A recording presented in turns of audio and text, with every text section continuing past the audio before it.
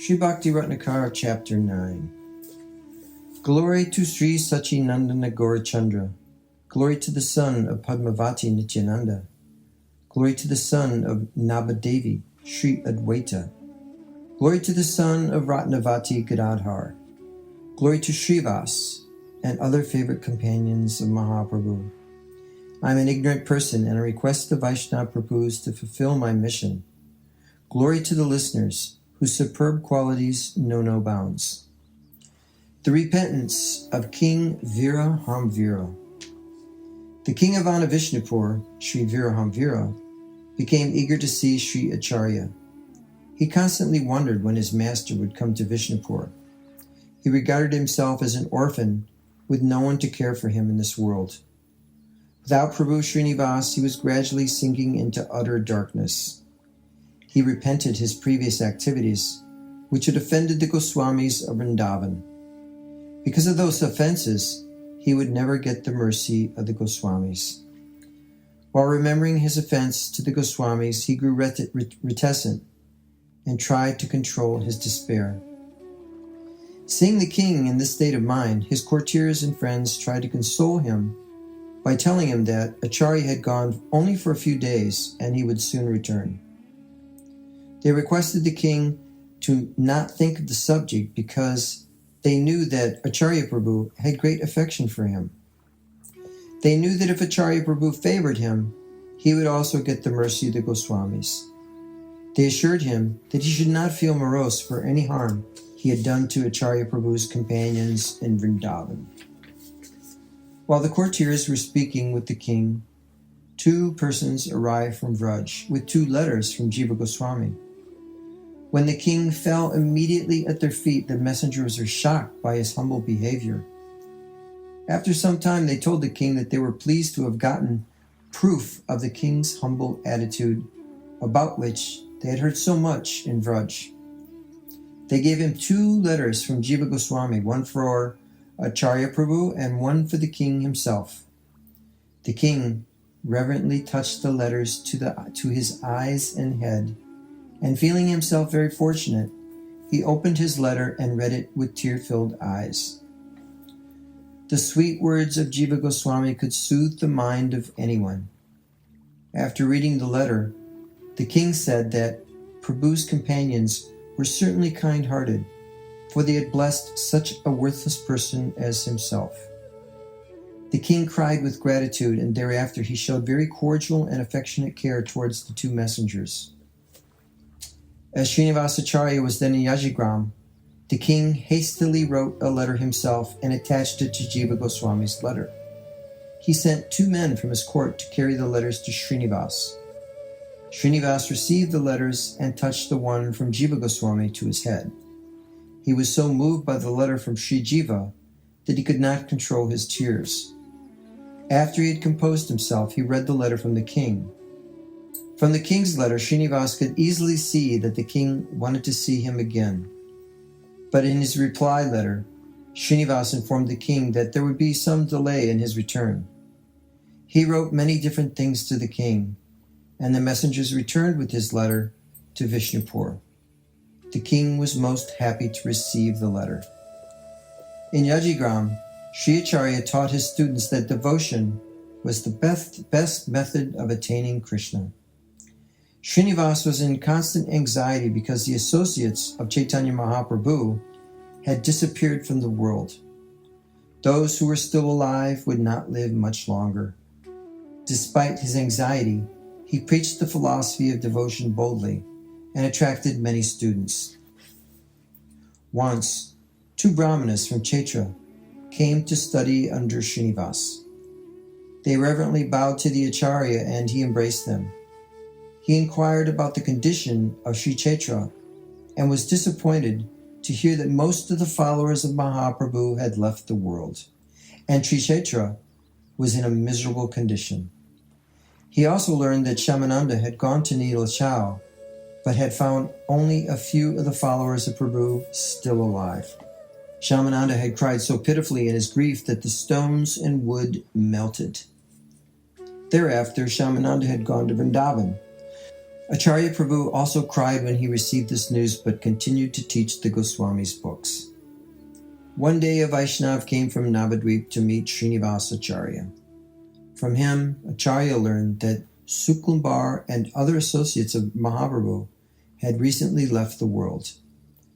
At the same time, another messenger came to Srinivas with the news that Das Gadadhar had died that very day. Sri Acharya could not bear the news and fell unconscious on the ground. When he regained his senses, he cried so loudly that even the animals and birds cried with him. At last he checked his misery and told his disciples that he would go to Vrindavan. During his absence, Prabhu Rupa and Sanatan would be with them to help them understand the meanings of the scriptures. In this indirect way, Sri Acharya offered his disciples a great boon. Srinivas Acharya goes to Vrindavan. One day, as Sri Acharya sat alone, he considered that most of the followers of Mahaprabhu had disappeared, leaving him alone in this world. As he considered the situation, a messenger arrived informing him that Sri Thakur Narahari had also disappeared. The word struck him like lightning, and he fell on the ground crying. He passed the entire night in grief, determined that in the morning he would also leave this world. By the wish of Mahaprabhu, Prabhu Das Gadadhar and Prabhu Narahari appeared in Srinivas's dream and consoled him. They dissuaded him from committing suicide, assuring him that they would always be with him. In his dream, the two Vaishnav saints embraced him, but when he awoke, he felt disappointed that he could no longer see them. In the morning, he spoke confidentially to Ramachandra and then left for Vrindavan.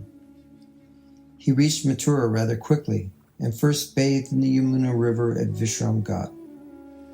One Mathura Brahmana saw Srinivas and wondered what had brought him so quickly to Mathura from Goda. He approached Srinivas and bowed respectfully, asking him the object of his visit to Vraj. When Srinivas inquired about the well-being of the residents of Vraj, the Brahmana sighed heavily and told him that although he came quickly during the month of Magh, nevertheless it was too late. Had Srinivas only come 10 days earlier, he could have seen the devotees. For on Krishna Ekadasi in the month of Magh, Dvija Haridas Acharya had disappeared from this world. Srinivas lamented that he could not see Dvija Haridas, but the Brahmana consoled him. Thereafter, Srinivas left Mathura and headed for Vrindavan. In Vrindavan, he met all the Goswamis and bowed at their feet. He had arrived on the day of Vashanta Panchami. Sri Gopal Bhatta, Sri Bhugarbha, Lokanath, Sri Jiva Goswami, and other Goswamis were all in the temple of Sri Govinda. When they saw Srinivas coming, they received him very cordially, and each embraced him one after the other. They asked Srinivas about the well-being of the devotees of Gauda, but were deeply grieved when he reported the sad news of the disappearance of Mahaprabhu's associates. They lamented, but they could not understand that Srinivas had been driven to Vrindavan because of his own grief.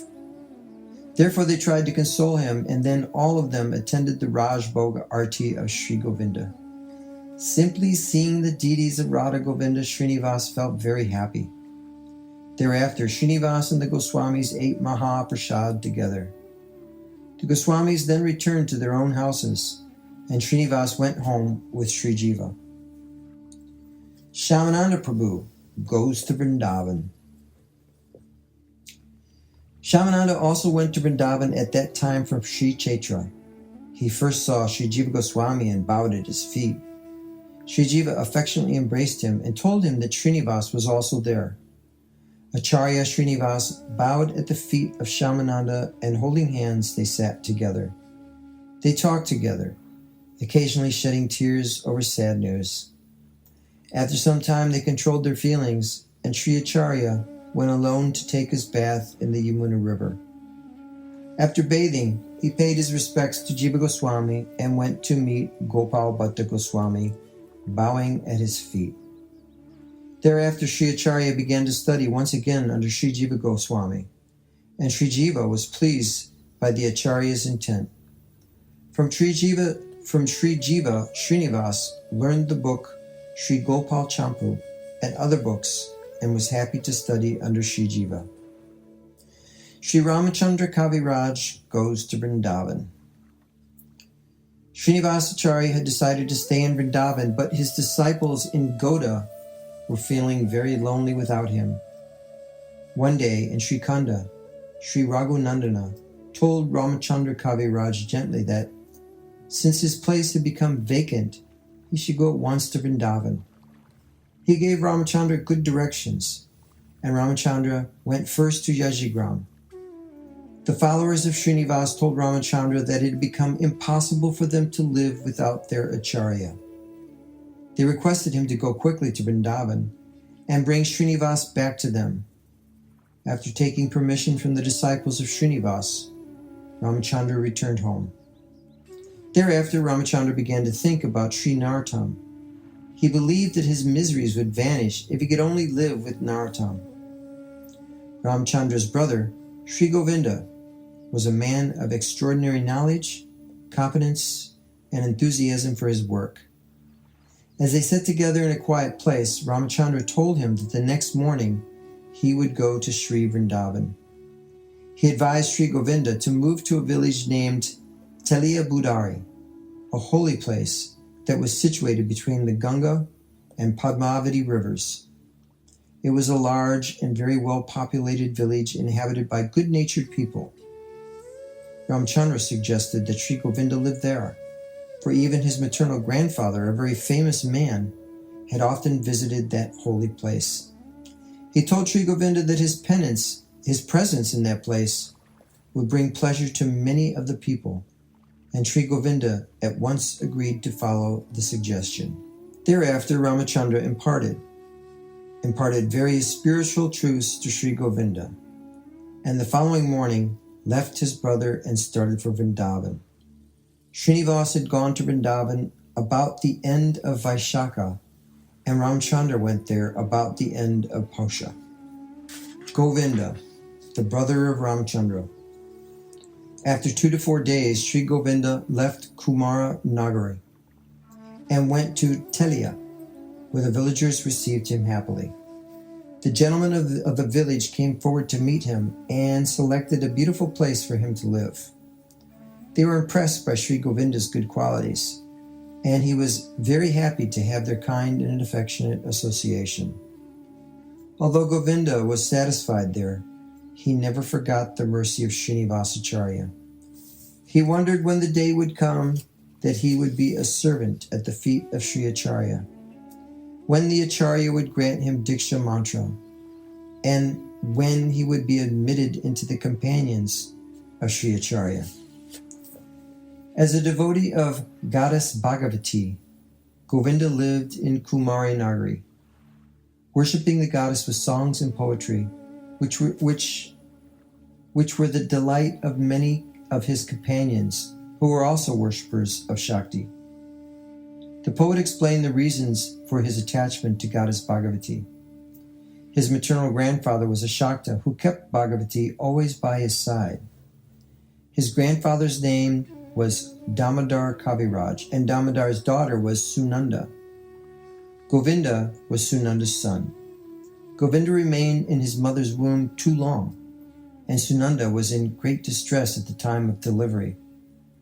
Her maidservant hastily informed Kaviraj of the problem while he was engaged in worshipping Bhagavati. He did not speak to the maidservant, but by certain movements of his hands and eyes, he indicated that she should take the weapon of Sri Durga and show it to Sunanda. That would assist her in a painless delivery of her child. The maidservant could not understand Kaviraj's indications very well.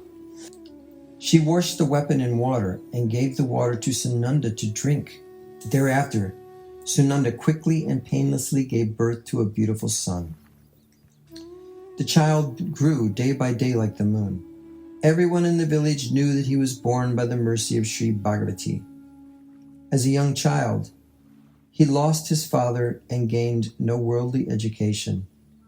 His maternal grandfather cared for him throughout his childhood, molding Govinda according to his own doctrines and rituals used in worshipping Bhagavati. Other people also advised Govinda to continue the worship of Bhagavati. They insisted that no activity could be successful without the pleasure of Bhagavati.